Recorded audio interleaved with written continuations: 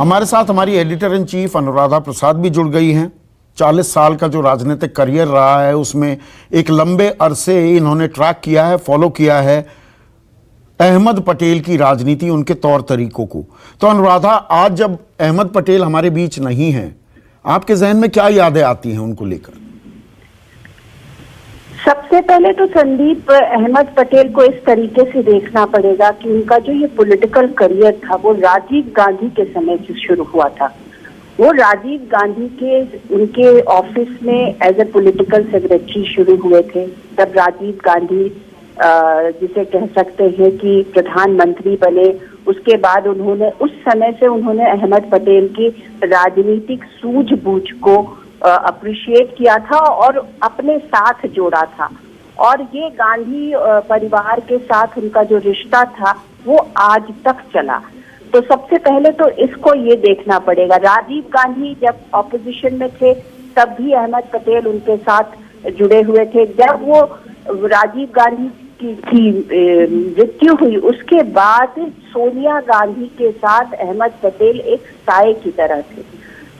सोनिया गांधी का हर डिसीजन, जब वो ऑपोजिशन मतलब जब वो पार्टी की प्रेसिडेंट बनी, जब उन्होंने 2004 का इलेक्शन लड़ा, सारी जगह पे अहमद पटेल उनके जैसे करता धरता होते हैं। वो आप उसे शायद हनुमान शब्द कहना अतिशयोक्ति होगी, लेकिन वो उसी तरीके के थे, उनके सारे काम को वो करते थे। जब 2004 में जब सरकार बनी यूपीए 1 की, उस समय भी वो जैसे एक संकट मोचक के रूप में थे। मनमोहन सिंह जी चूंकि वो एक टेक्नोक्रेट ब्यूरोक्रेट थे और प्रधान भारतीय यहाँ के हमारे देश का प्रधानमंत्री होना अपने आप में बहुत सारी चीजों को लेके चलना पड़ता है। उसमें भी मनमोहन सिंह और सोनिया गांधी दोनों ऐसे लोग थे जिनका पॉलिटिकल अनुभव जो था वो या प्रैक्टिकल पर पॉलिटिकल अनुभव जो था वो कम था। और उसकी जैसे कहते हैं बिल्कुल गठजोड़ जो था उसको चलाने में अहमद पटेल का सबसे बड़ा हाथ था। उसके बाद तमाम ऐसे डिसीजंस थे जो पॉलिटिकल डिसीजंस थे। अगर आपको याद होगा न्यूक्लियर डील पर जिस तरीके से सरकार गिर रही थी, सरकार को बचाना तो वो तमाम पॉलिटिकल डिसीजंस जो थे वो अहमद पटेल करते गए और उसमें और परिपक्व होते गए। बहुत मेहनत करते थे।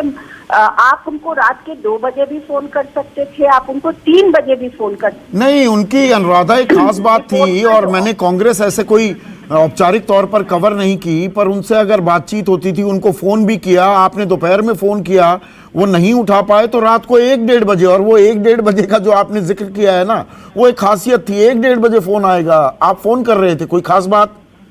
वो हमेशा कॉल बैक किया करते थे, अवेलेबल होते थे, चाहे वो पॉलिटिकल वर्कर हो या मीडिया पर्सन हो या कोई भी हो। देश के कांग्रेस पार्टी के का कोई भी किसी भी वक्त उनको फोन करता था। वो भले एक दिन में ना रिस्पॉन्ड कर पाए, लेकिन 2 दिन बाद वो करते जरूर थे। ये उनकी खासियत थी। उनकी राजनीति पर मैं बात करूंगा, 1 मिनट अनुराधा, राजनीति पर भी आते हैं। लेकिन जो आपने कहा ना कि वो हर एक व्यक्ति के लिए अवेलेबल थे, पर उनकी कांग्रेस के लिए देखिए अहमियत कितनी थी। सोनिया गांधी, श्रद्धांजलि, किसी की मौत होती है हर कोई श्रद्धांजलि देता है, लेकिन श्रद्धांजलि में क्या कहा जाता है? सोनिया गांधी कहती हैं, I have lost N irreplaceable comrade, a faithful colleague and a friend.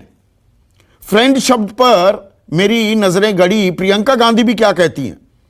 Ahmed ji was not only a wise and experienced colleague to whom I constantly turned for advice and counsel, he was a friend who stood by us. वो दोस्त की भूमिका में एक दोस्त को भी श्रद्धांजलि दी जा रही है यहाँ पर।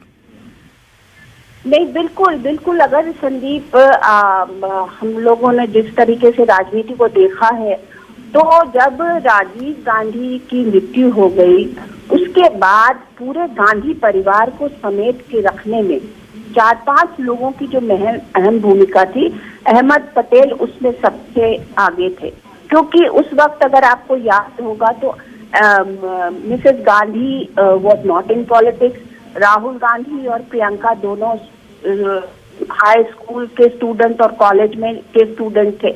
तो उस वक्त जो पूरे परिवार को एक जिसे कहते हैं ना सहारा देने वाली जो बात थी, उसमें आप पीछे खड़े हो कि हाँ आपके तरह कोई रॉक की तरह खड़ा है, उस तरीके से अहमद पटेल खड़े थे।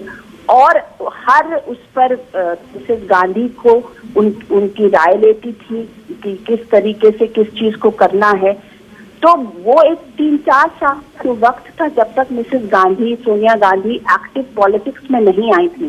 तो उस वक्त के दौर में भी अहमद पटेल पूरे परिवार के साथ उसी तरीके से खड़े थे जिस और उसके तरीके से वो पीछे एक राजीव बड़ी गांधी के वजह है साथ- जो ये विश्वास भरोसा, राजनीति में ये शब्द कम ही इस्तेमाल होता है, जो ये विश्वास या भरोसा जगा पाते थे अहमद पटेल। क्या उनकी राजनीति की, अनुराधा, एक यूएसपी ये भी थी कि राजनीति में जो भी आता है, आप मुझसे बेहतर जानती हैं, वो कोई मंत्री पद चाहता है, वो प्रधानमंत्री बनना चाहता है या मुख्यमंत्री बनना चाहता है, कोई ना कोई लालसा होती है।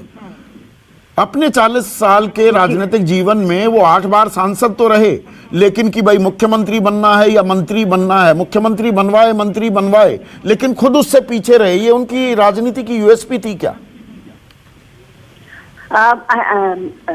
संदीप, आपको एक वाकया का जिक्र करूंगी कि अहमद पटेल जी से एक बार मतलब ऐसे ही किसी सोशल फंक्शन में बात जैसे होती है, तो मैंने ये पूछा भी था कि आप सबको बनवाते हैं लेकिन आप पद नहीं लेते, ये नहीं लेते। तो पहले तो वो हंसे और हंस के पहले टाल गए, फिर भी मैंने कुरेदा, क्योंकि मैंने कहा कि मैं देखिए मुझे ये समझने की जरूरत है कि Ahmad Patel, what ticks Ahmad Patel, exactly, you know this was my question. Ahmad Patel तो बोले कि I don't know what ticks Ahmad Patel, but I know one thing for sure कि I have given myself to the party and I have given myself to the Gandhi family and that is what ticks me। तो ये मतलब बड़ी अजीब सी बात है कि राजनीति में आपने उसका चरम देखा है, क्योंकि अहमद पटेल, क्या हम लोगों ने देखा है कितने सारे चीफ मिनिस्टर रात में बैठे रहते थे 10 मिनट की मीटिंग के लिए। ये भी देखा है कि कितने सारे देश के केंद्रीय मंत्री रहते थे। तो वो सब पावर तो था, लेकिन he was power behind the throne. हाँ, प्रत्यक्ष तौर पर सत्ता नहीं ली, परोक्ष तौर पर थी, वो चाबी उनके पास थी। ऐसे में एक आखिरी सवाल, अनुराधा, देखिए आज की तारीख में कांग्रेस के अंदर अंतर्कलह चल रही है। G23, वो गुलाम नबी आज़ाद हों, पी चिदम्बरम हों, कपिल सिब्बल, व्यवस्था पर, तौर तरीकों पर बड़े सवाल उठ रहे हैं। ऐसे में ओल्ड गार्ड का वैनगार्ड अगर मैं कहूं, वो अब नहीं है अहमद पटेल। कांग्रेस के लिए अहमद पटेल का इस वक्त पर जाना क्या मायने रखता है? मुझे लगता है बहुत बड़ी क्षति है, क्योंकि he was like a adhesive person, जिसे कहते हैं ना कि वो फेविकॉल की तरह थे, सबको जोड़ लगे थे। तो ये एक बहुत, क्योंकि वो सबकी बात सुन लेते थे। और एक बात उनकी जो सबसे बड़ी खासियत थी कि एक बिहार और यूपी में शब्द है कि बात को पेट में पचा जाना। तो वो बात को पेट में, he used to digest it everything. तो किसी की भी बात इधर से उधर नहीं होती थी। And that is why he was the biggest source of information. तो किसी पॉलिटिकल पार्टी को चलाने के लिए ये सबसे इम्पोर्टेंट होता है कि आपके पास हर तरीके का, हर तरफ का सोर्स हो, आपके पास वो इंफॉर्मेशन हो जिसके बेसिस पे आप अपनी पार्टी को होल्ड करते हो। तो अहमद पटेल के पास बेसिस ऑफ इंफॉर्मेशन अथाह था, हर कोई जाके उनसे अपनी बात कर पाता था। ये उनकी खासियत थी। बहुत बहुत शुक्रिया अनुराधा। नमस्कार, मैं हूं मानक गुप्ता।